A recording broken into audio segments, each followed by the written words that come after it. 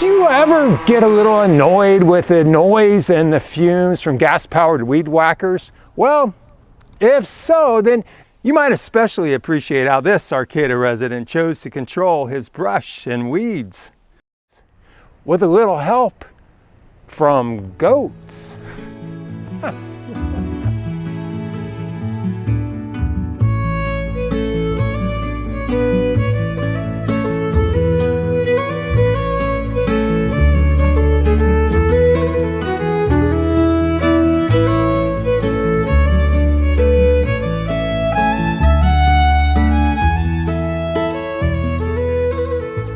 Hey, you guys, thanks so much for having me here today. It's good to see you. It's good to see you. Yeah, great, thanks. So, what do you have going on here?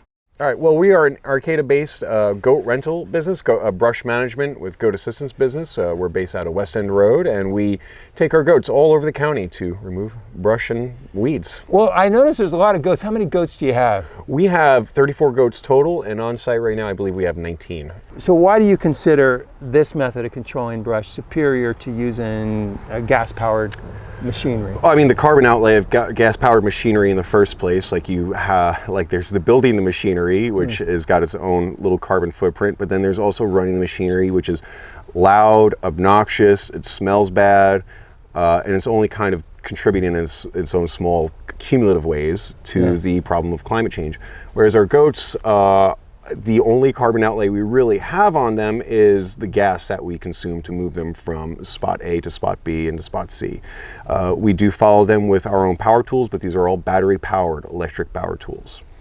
So we don't use any gas. Well, the neighbors must really appreciate it because they don't hear the noise you would typically hear and the fumes from all the equipment normally that would be used. Neighbors and clients alike have commented that, one, the goats are so quiet, but also they didn't know we were working because we weren't running any major power tools. Yeah, and I noticed where I'm sitting, there's these little pellets everywhere around here. Yeah, the goats leave behind some pretty good soil. It's not hot like chicken manure and it doesn't smell as bad often, and it only takes about 2 weeks for it to start really breaking down into soil after the rain and sun.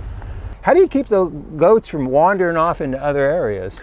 Well, that depends on the demands of the job. In some places people have fencing where we can just let them in and wander around. But in cases like this, what we'll end up doing is we'll put them on a tethering line so that way they can guide themselves along the brush. So one of your jobs during the day is after you get the goats all tethered up, you just watch the goats? I watch them, I take care of them and make sure they're safe. Or I may have to cut down some more vines so that they can have access to greener stuff. How long will it take them to clear all the weeds out of this lot? On this lot here, it'd take about 19 goats, about 2.5 days. Okay, so you're about halfway through it right now. Yes, sir. Will they eat everything here? They will eat just about everything. If you keep them in a spot long enough, they will strip down the leaves off of a vine and a branch. And again, if you leave them even longer, they'll strip down the branch. They'll take it down to nothing. So these goats can eat blackberry vines with all the thorns and everything on them? They can. Goats are very interesting, fun creatures. They don't have a top set of teeth. They have a dental plate that regenerates itself very fast. And not only that, but goats are xylotic. They like to eat wood, so they not just can eat the thorns, but they like to eat the thorns. It's good for them. I was visiting some of your goats. They seem really gentle. But yes, all of our goats are very sweet. We try to foster good, benevolent goat relations between them and ourselves, because they see us as a goat. They see us as top goat, and so we have to be a benevolent top goat to set an example for all the other goats who are higher in the pecking order than the other goats. You somehow communicate to the goats you're going to do this and this, and they follow? They listen to our commands. They also know their names. A goat is as smart as a dog. They're just not servile or obedient like a dog. So you pet them and talk to them? Absolutely, all the time. Do you guys need to go tend to them right now? Yeah, let me just fix it. Yeah. All right. So this is Bunny, and she's a sweetie pie. She's, Bunny is a Saanen goat. She's got a beautiful beard, and she has a wonderful, easy disposition. She's very curious. She likes to get pets. She is basically a giant walking marshmallow. She is the easiest worker we have, without a doubt, and one of the hardest working workers we have. And she is just happy to keep eating. I love her very much. She's a very good girl.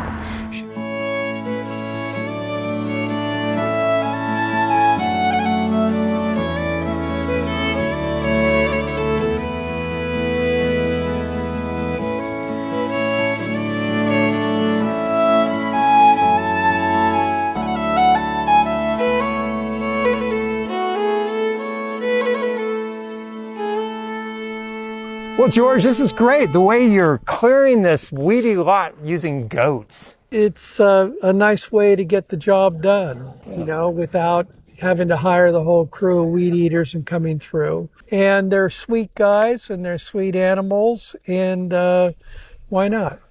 And I bet your neighbors appreciated the quiet too, huh? Yeah, they're enjoying it. So this is only 1 day's worth. Okay. So really 2 days ought to do it. Well, George, thank you for inviting me here and meeting the goat guys and seeing how You're you clear the welcome. weedy lot of yours. That's You're fantastic. welcome. Thank you so much. All right, take care now. All right, thank you. Okay. I do have a lot of quiet time out here, especially late at night with them.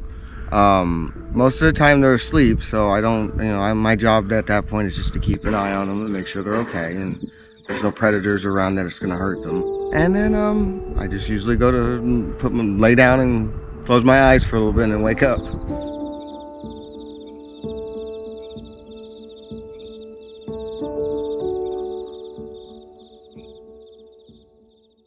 Right now, fixing this and pushing that top line back up, and then these ones are going to go up and get retethered. Nice. So that's Yeah, worked. that's super cool.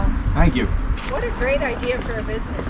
Yeah, there is a certain romantic appeal to it. It is a lot of hard work, but you can't cut corners on it, and sometimes there's just no getting around that. You have to untangle a goat, or that you have to get up there and you have to cut back some bramble that they've stripped clear so they can get to more of it. It doesn't matter how steep the hill is, you just have to kind of do it. But at the same time, it is idyllic. I get to stand out here in the weather all day and watch some goats and watch them eat and just enjoy the placid zen of it all.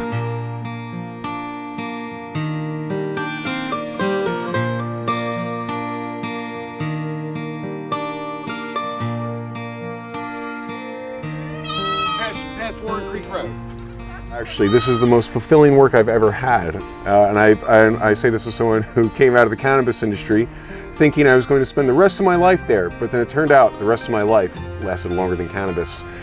And so this was my pivot a couple years ago out of that, for sure, when I started getting my stuff together and thinking about what I wanted to do and how I wanted to contribute to the community around me, because this is where we live.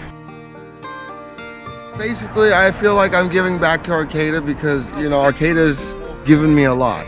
We only get one life and one world, so why not make the best of it? We think that goats are part of that future of fighting fires. We think that goats are going to be part of combating climate change as it continues to change our planet and the face of Northern California. And these goats are going to be a huge part of that.